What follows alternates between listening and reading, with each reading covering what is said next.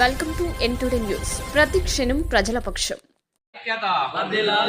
జై గంగపుత్ర, గంగపుత్ర ఐక్యత. కేంద్ర ప్రభుత్వం మరి సాధ్వి నిరంజన్ జ్యోతి గారికి మా గంగపుత్ర మహిళ మరి కేంద్ర ప్రభుత్వం గుర్తించి ఈరోజు జాతీయ బీసీ కమిషన్ చైర్మన్గా అవకాశం ఇవ్వడాన్ని మరి తెలంగాణ గంగపుత్ర సంఘంగా స్వాగతిస్తున్నాం. మరి అత్యంత వెనుకబడిన కులమైనటువంటి గంగపుత్ర కులాన్ని ఈరోజు కేంద్ర ప్రభుత్వం గుర్తించి మరి జాతీయ బీసీ కమిషన్ చైర్మన్గా అవకాశం ఇవ్వడం అంటే మా గంగపుత్ర సంఘం పక్షాన హర్షం వ్యక్తం చేస్తూ మరి రాబోయే రోజుల్లో సాధ్వి నిరంజన్ జ్యోతి గారు ఈ ఓబీసీ కులాలకు న్యాయం చేసే విధంగా మరి సమస్యలు పరిష్కరించే విధంగా ఆమె కృషి ఉండాలని చెప్పి సాధ్వి నిరంజన్ గారిని కోరుతా ఉన్నాం.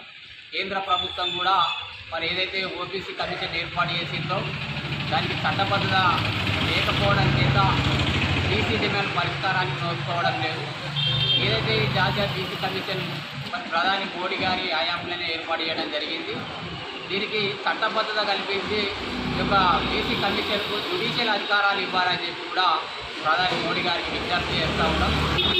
మరి యొక్క పదవి రావడంతో మా గంగపుత్రులు ఈరోజు రాష్ట్ర వ్యాప్తంగా మరి ఆనందాలు సంబరాలు జరుపుకుంటున్న నేపథ్యంలో చిన్న పుట్టి ఉన్నత స్థాయికి ఎదిగినటువంటి స్వాతంత్ర్య జ్యోతి గారిని గంగపుత్రులు అంతా స్ఫూర్తిగా తీసుకొని రాజకీయాల్లో వచ్చి మరి అంచెలంచెలుగా రాజకీయాల్లో కూడా గంగపుత్రులు రాణించాలని చెప్పి గంగపుత్ర సమాజానికి విజ్ఞప్తి చేస్తూ ఉన్నాం.